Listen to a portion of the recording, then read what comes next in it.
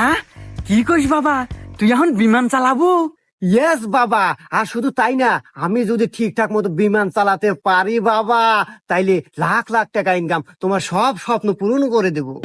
হ্যাঁ, যাক বাবা, হুইনা খুব শান্তি পেলাম বাবা। কিন্তু বাবা, প্রবলেম একটা আছে। তুমি তো জানো যে কোনো চাকরি নিতে গেলে টাকা লাগে, কিন্তু আমার এখানে টাকা লাগবে না। আসলে সরকার থেকে বিমান দেয়, কিন্তু তেল তোলার টাকা সবসময় দিতে পারে না। এটা আমাদের মতো পাইলটদেরকে ইনভেস্ট করতে হয় তেল তোলার জন্য। হ্যাঁ বাবা, জানি তো যে বাংলাদেশে যে কোনো চাকরি নিতে গেলে কম বেশি কিছু টাকা লাগে। তা বাবা, তোমার কত লাগবে বাবা? আরে বাবা, ঘাবড়ানোর কিছু নাই।